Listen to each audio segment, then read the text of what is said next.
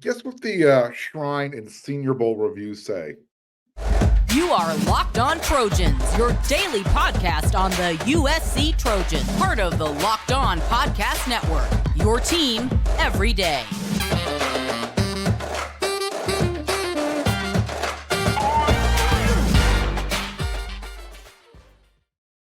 Fight on, everyone. I'm your host, Mark Holkin, and thank you for making Locked On USC, part of the Locked On Network, your first listen every day. Whether you're watching the show on YouTube or wherever you want to download your podcast, never forget this show is free, and never forget how much I appreciate your support. You can show your appreciation. If you're watching on YouTube, keep helping the show grow. Become a subscriber, smash that thumbs up. Don't forget to hit the bell notification button. Every single one of those helps this show out a lot. Today's episode is brought to you by FanDuel. Make every moment more. New customers join today, and you're going to get $200 in bonus bets if your first bet of $5 or more wins. Visit FanDuel.com/locked on to get started. So the reviews coming back from the Shrine Bowl, from the Senior Bowl, USC is still wide receiver U. I would totally get it if a wide receiver out of high school wants to pick Ohio State over USC. Brian Hartline, he can go toe-to-toe with USC and Alabama when it comes to producing NFL wide receiver talent. Let's not quibble about that. But every time I see a high school wide receiver pick a school over USC and say, it was because he likes the way Oregon develops their wide receivers for the NFL, I start checking those NFL rosters. Anyways, Tahj Washington, he is literally cooking DBs with one hand right now as he's going through his Shrine Bowl practices. Brenden Rice is just running around, and then he's running through defensive backs, dragging them into the end zone, rep after rep, repetition after repetition as he's going through the Reese's Senior Bowl practices. And I want to give a real quick shout out. Marshawn Lloyd, even though he plays running back, he's showcasing his catching skills. He's running the wheel route like he's an NFL pro. So can Tahj Washington or Brenden Rice, can they make it 3 years in a row that USC sees a wide receiver drafted in the first round? Probably not. Last year was Jordan Addison. The year before that, Drake London, top 10 pick. In 2021, a lot of teams probably regret waiting so long to take Amon-Ra St. Brown. Detroit finally pulled the trigger in the fourth round. He's now an all-pro. And then back in 2020, Michael Pittman. He was at the very top of the second round. I can go back even further. How about Juju Smith-Schuster? What was he? Second round, 2017. Nelson Aguilar, number 20 overall in 2015. He was a junior, by the way, when he came out of college. Marquise Lee, second round, 2014. He was also a junior. Robert Woods, second round, 2013. He was also a junior. Heck, Keyshawn Johnson, just give me the damn ball. He went number 1 overall back in 1996. USC is wide receiver university. Both Tahj and Brenden, they're going to get drafted. Okay. There are no doubters about that in my mind. But between the two of them, who's going to get drafted first? Brenden Rice, he's faster than his dad. Hall of Famer Jerry Rice, you might have heard of him. Brenden, 6'3", 210, 215 pounds. He runs a 4.38 40-yard dash. That's moving for a guy that size. Some of you some of my younger everyday listeners, you might not be aware of this, but his dad, Jerry, wasn't even drafted. Each year, Brenden, he just kept getting better and better and better in college. His first season at USC, he transferred to USC from Colorado. When he arrived at USC that first year, a little rough, inconsistent hands. It was frustrating because he would drop the easy ones, but make the hard ones look just as easy as they could be. It was concentration. I've seen Brenden projected in the third round. His size, his speed, being able to play outside, go across the middle, those are going to be valuable assets to him in the draft. And then you got his speed. He's also a viable deep threat. So the combination of size and speed, that's going to help him with the yards after catch as well. So you can see where NFL teams are going to be really intrigued with what Brenden brings to the table. And if he continues to get better, his father turned into a Hall of Fame wide receiver. Brenden he's got more physical skills than his father did. And the NFL is going to look at that a lot. Here's something else that Brenden can do. He can play in a phone booth. Tight windows, jump ball type of situations. He consistently elevates himself, catches the ball at the highest point. And that takes the smaller defensive backs out of the play. So when you get in those contested situations, those one-on-one battles, I think Brenden is going to have the advantage. I would say 9 times out of 10. I could see him sliding into the second round if he continues to impress at the Senior Bowl. And then don't forget, you got the Combine and USC Pro Day to continue to build your resume. Speaking of Pro Day, on that note, I want to say, hey, what's up to the fans who said hello to me the other day at the basketball game against UCLA? That was my highlight of the game. One young lady asked me, said, "Hey, Mark, what's up with Shane Lee?" And I told her I'd get back to her about that. Well, here's what I found out. He's getting ready. He's working out, and he'll be performing at USC's Pro Day. So if I hear anything else, I'll let you know. But let's get back to this topic. Wide receiver U. What about Tahj Washington? Where do you think he's going to go? If you listen to this show, you know how much of a fan I am of Tahj Washington. Huge fan. And it's just because of who he is off the field. He appreciates everything he has. And like me, he also likes to cook. So right away, I was like, all right, I got something in common with that young man.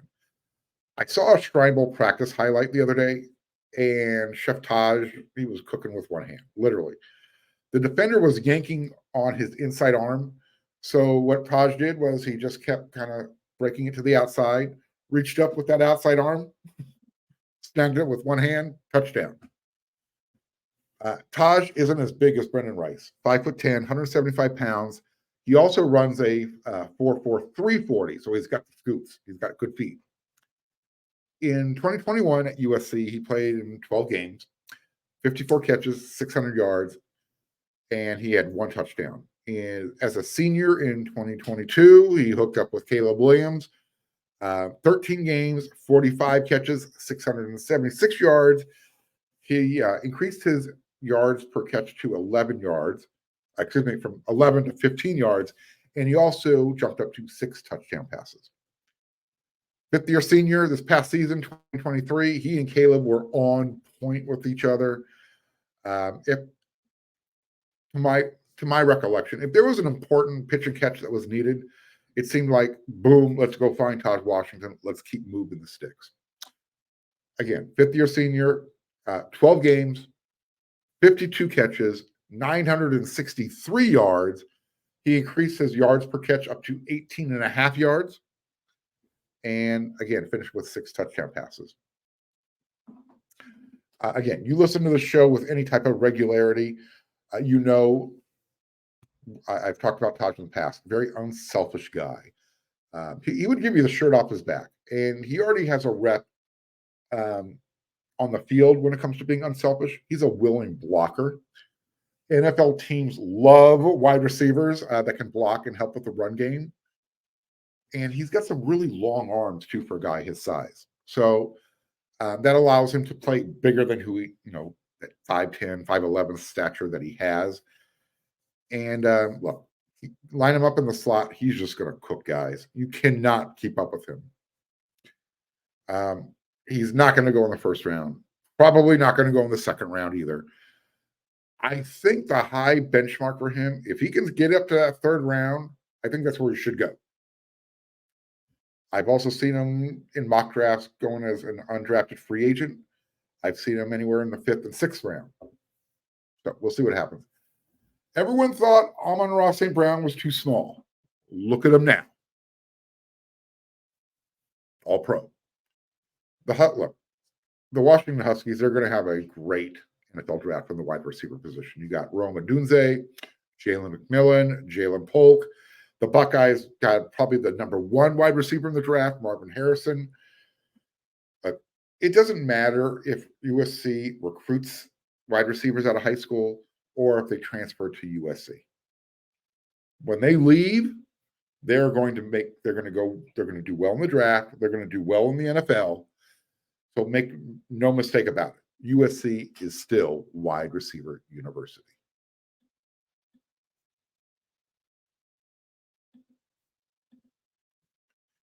Happy Super Bowl to all who celebrate from FanDuel, America's #1 sportsbook. If you're like me, Super Bowl Sunday is all about getting that best seat on the couch, grabbing all the food you can find, putting it right next to you on that couch, and then if you got some extra money, making some Super Bowl bets. I love the commercials. I love the whole holiday vibe of Super Bowl. It's like a football Thanksgiving. Food all day, football on the TV. Get out of my way. Leave me alone. As a former longtime Rams fan, I hate saying this. I really do. But I think the San Francisco 49ers are going to beat the Kansas City Chiefs.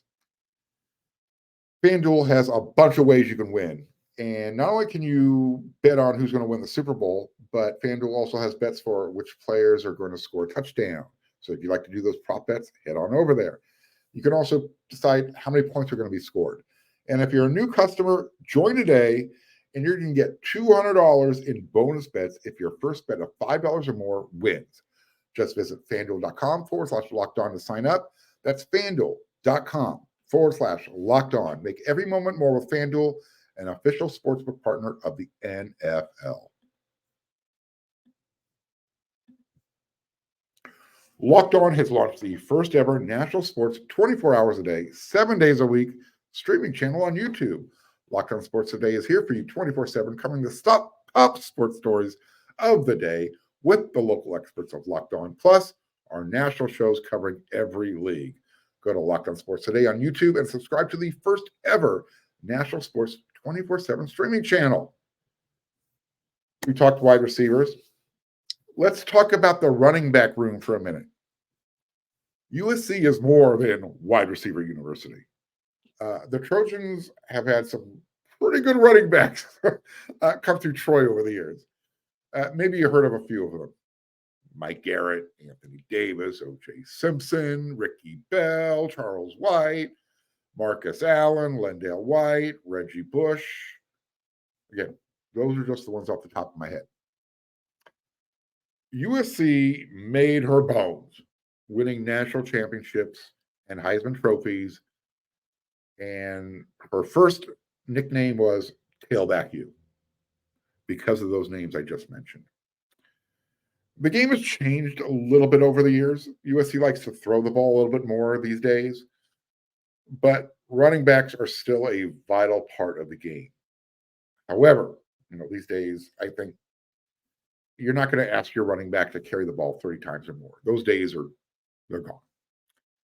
You have to be able to catch the ball out of the backfield. You've got to be able to pass protect, as well as have, good, strong hands, ball security, so the coaches will trust you to run the ball. If there is one position that a young player can come in right away and make quick work of himself, get on the field, it's running back. In 2023, Austin Jones and Marshawn Lloyd got the bulk of the work. And, the staff loves are they going to be sophomores this year? Redshirt freshmen. Quentin Joyner and Amarian Peterson. The staff likes these guys so much that Darwin Barlow finally said, you know what? Enough is enough. I got the message. He jumped in the transfer portal, but he's a good running back, and he is now a member of the North Carolina Tar Heel program. So we hope that Darwin has great success running the ball in his last year in college. So again, USC returns Joyner. They returned Peterson, and they got a transfer that they brought over for some experience, Jaquavius Woody Marks from Mississippi State. He's going to be the veteran. I think it's redshirt junior. And then USC also brought in, they recruited another running back out of the state of Texas. His name is Bryan Jackson. He's the only high school running back in this class. So it's a very young room. Plus Woody Marks from Mississippi State. My one major gripe last year that was not named Alex Grinch or USC's defense was the way Coach Riley used the running game. It almost felt like he was avoiding it. Like, it's like, you know what? I can't use it. I got to get Caleb Williams. I got to get his numbers up. We're going to get him back in the Heisman room for a second year in a row. That's what it felt like. Whether it was because Lincoln, the offensive line was inconsistent, or, again, wanting to get Caleb Williams' numbers, whether it was Caleb Williams audibling out of a run play, doesn't matter. We're beyond that. The running back room in 2023 was misused, in my opinion.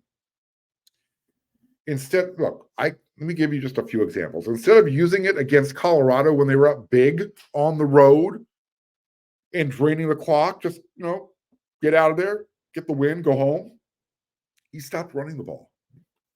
Same Z's in the game against Arizona. It ended up going to triple overtime. The game that really got under my skin was that game against Utah at the Coliseum. USC had 100 yards at the end of the first quarter. Complete domination. The offensive line was moving Utah's defensive line off the ball. And then all of a sudden he forgot about it in the second quarter. Didn't run the ball. And I think this is what partially led to Caleb's issues. Again, I'm not going to get into the whole play calling squabble, who was in charge, another show for another day. If Coach Riley wasn't going to run the ball, well, the defenses that USC was playing started to recognize this as well. They didn't respect the run game, and they were constantly dropping 7 or 8 guys into coverage. That bothered Caleb Williams. That's why Caleb was holding on to the ball so long. That's why receivers were having a more difficult time getting open. If Coach Riley wants to make life easier for Miller Moss this coming season, run the damn ball. Make defenses respect the run game, because when they do that, you can then burn them with play action. You can go over the top. We saw a little bit of that in the Holiday Bowl, right? 6 touchdown passes, play action. It works. I love the mix of running backs in this room for this upcoming season. Again, they're young. You got one guy coming in from Mississippi State, Woody Marks. What I like about this room is the variety of different types of running backs. You've got Quincy Joyner. He's that 50 guy. It almost looks like he's gliding when he's running, and he can make some quick cuts. He's got those magical feet. He can cut it outside, but he can also run between the tackles when he's asked to. Marion Peterson, he has that size. He has some speed. Again, he's more of a between the tackles running back, but he's also a guy who, he's probably more of a one cut and go guy. But I think he could probably get to the edge, get around the corner if you ask him to. I don't think that's the best part of his game, but both of these guys can catch the ball in the backfield, and they better be able to pass protect, because if you want to be on the field, you got to do that. Woody Marks, look, this is what I know. I saw what he can do on film. I know that he knows what physical football feels like coming over from the SEC. So I think that's going to be the value he brings in 2024. And I cannot wait to see what the freshman Bryan Jackson does. 6'1", 230 pounds, sledgehammer. Yeah. When was the last time USC had that short yardage back on the third down who can get 3rd and 2? It's been a while, right?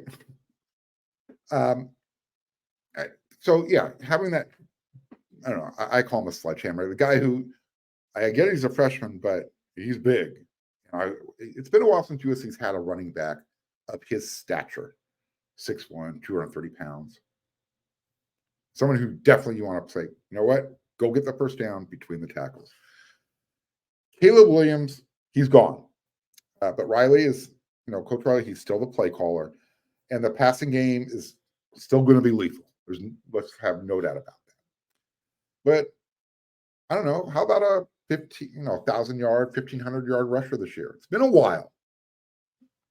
I think that would be the perfect complement to Miller Moss and his 3,000 yards throwing, 30 touchdowns. USC needs to get back to running the ball. I think they need to be more balanced in 2024 than they were in 2023. Again, everything that was going on last year, we're beyond that. Let's take advantage of the talent that you're recruiting. USC was known as Tailback U before they were known as Wide Receiver U. Let's maximize that talent. Let's make it harder on the opposing defenses to game plan, because I think it got a little easy for the defenses that USC was going up against in 2023. Their offense didn't look as fluid and as crisp as it did the year before. It's because they had film. And when you don't run the ball, you're making the other team's defense, it's easier. If you don't have to respect the run game, yeah, drop 7-8 guys and flood the zone. Too many guys, when you've got 7 or 8 guys trying to cover 3 or 4 guys, advantage defense. So, yeah, let's use the running backs. You got some good ones. See what happens.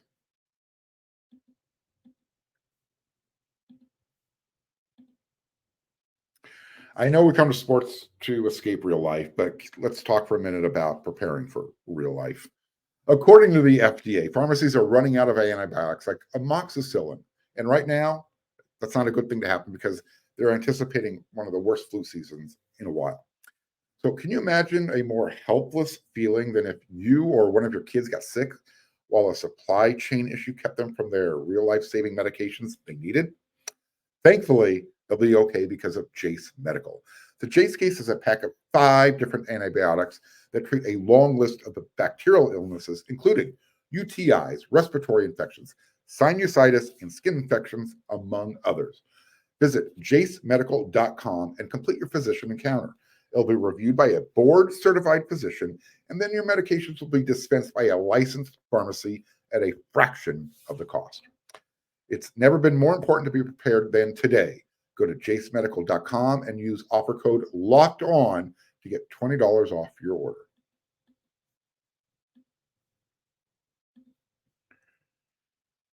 All right, so I'm really liking this segment, and we're doing it twice a week on Locked On USC. We come at you 5 times a week, but 2 times a week till we get up to spring camp. I'm going over my favorite recruit of the week. I'm picking a recruit from the 2024 class, and I'm trying to just break them down, give them a little bit of love, kind of peel back the layers a little bit, and let the Trojan fans know this is who you're getting. So, heard me mention his name just a minute ago in the running back room. His name's Bryan Jackson. 6'1", 230 pounds. He's out of McKinney, Texas. Now, according to his huddle profile, the 230-pound Bryan Jackson, he runs a 4.6 40-yard dash, a 4.4 second shuffle, a 300-pound bench press, and he's probably just shy of a 500-pound squat. Dude's strong. In his 2 years playing varsity ball, he finished with 2,382 yards rushing and 32 touchdowns. Not bad. By the way, McKinney, Texas, high-level ball. He's not playing small divisions. He's playing against the big boys. He had most of his accolades, stats happened his junior season. That's when he got most of his yardage. His senior year, he dislocated his elbow in the first game of the season, although he was able to get back and play in 8 games, but he was only able to put up 600 yards and 8 touchdowns. Only, I know. Imagine if he had a full season as a senior. He was the only high school running back in USC's 2024 recruiting class. And again, I cannot emphasize this enough. He's going to use his size to overpower you. He doesn't go down with arm tackles. He's a very physical runner. He keeps his legs moving. He churns them.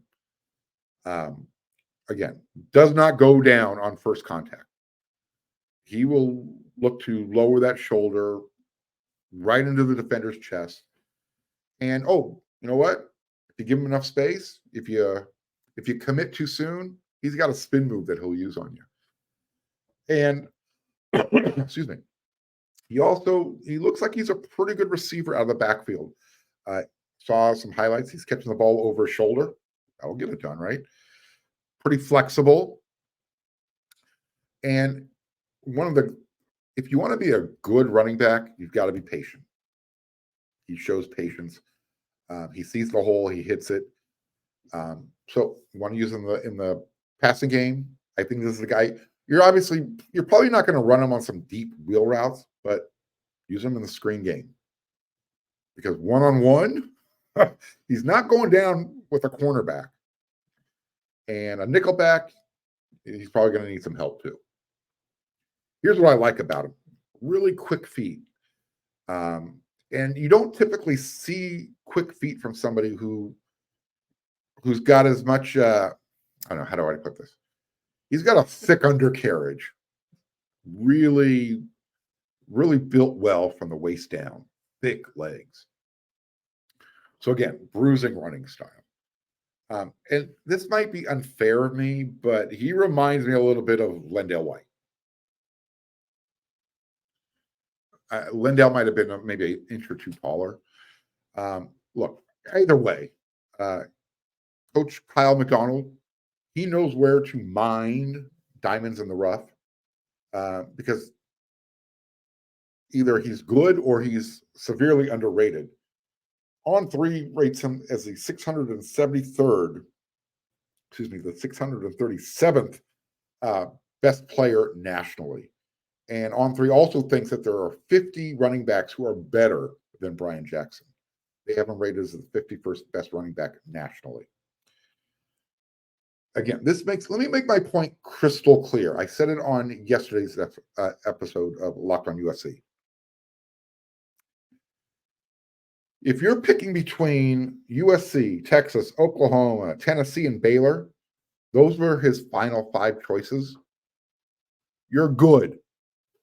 I don't care if you have a 3-star hanging over your name or you're the 637th best player nationally. When USC, Texas, Oklahoma, Tennessee, and Baylor are your 5 finalists, you're good. Before I die, I'm going to get rid of these star rankings. Sorry. My pet peeve.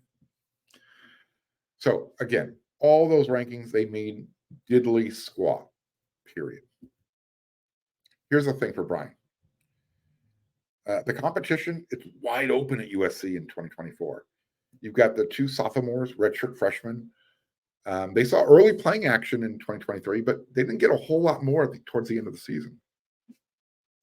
You got Woody Marks coming over. He has to learn the offense. So there's a chance for early playing time. This is why Bryan said he picked USC. It was because of his relationship with Coach Riley and Coach McDonald.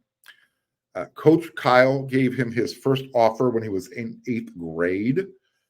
And Bryan Jackson was also a really big fan of Tahj Jordan, Utah running back who lost his life. May he rest in peace. I tried to find one of those feel-good stories online to kind of get more of a get a little bit more of Bryan's personal journey, that, the feel-good, mushy stuff that I like to go over. Couldn't find one. But when I watched his interviews, I'll tell you what, he reminds me of Tahj Washington. Humble, always smiling. He's a family and faith type of person. He talks about his mom and dad often. So again, let me say this. If he is another LenDale White type of running back, then give him the ball early, give it to him often, because you can never have enough thunder in Southern California. It doesn't thunder very often. If you can bring some thunder in, let's make some noise. All right. That's it for this episode of Locked On USC, part of the Locked On Network. I'll be back again tomorrow with another episode. I'm probably going to be talking about some recruiting. I'll have something else. I'll find something else to talk about. That's why you make Locked On USC your first listen every day. So until then, everyone, you know what to do.